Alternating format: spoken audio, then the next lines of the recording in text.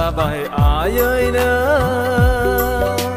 à phải sơ sơ bạn sai grani bima zane bebu ma sai khôi ra bài ai ơi nữa à phải sơ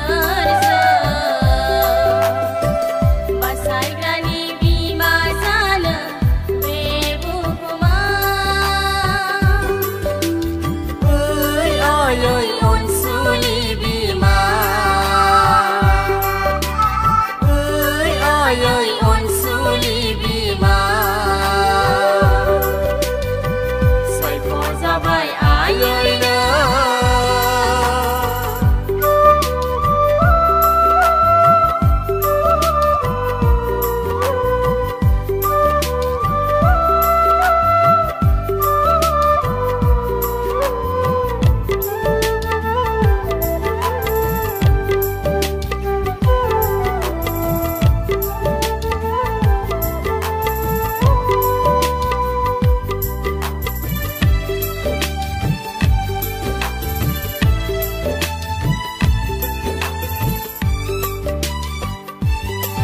giàu đừng mần ai ơi nơ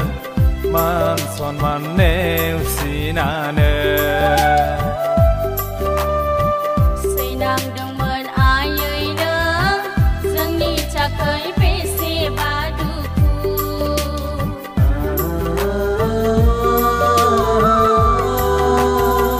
mà giàu đừng mần ai ơi nơ man son man nêu xì na nơ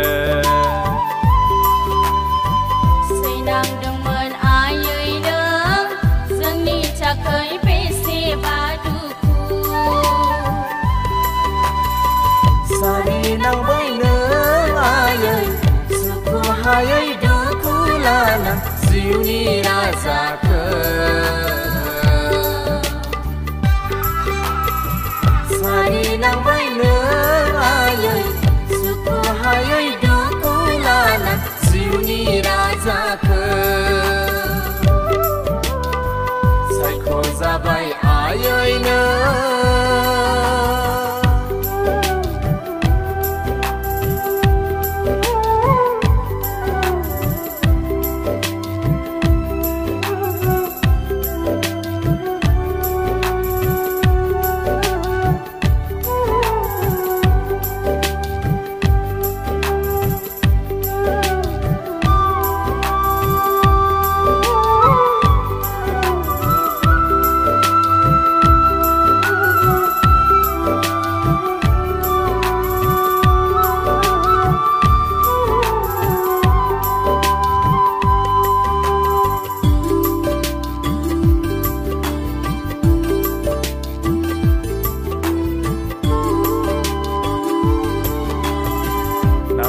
đừng mần giờ nơm hơ nơ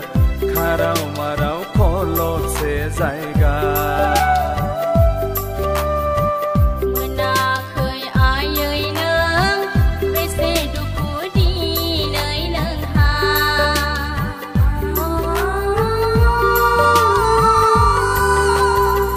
nào kia đừng mần giờ nơm hơ nơ khá rau mà rau khô lột sẽ dày ga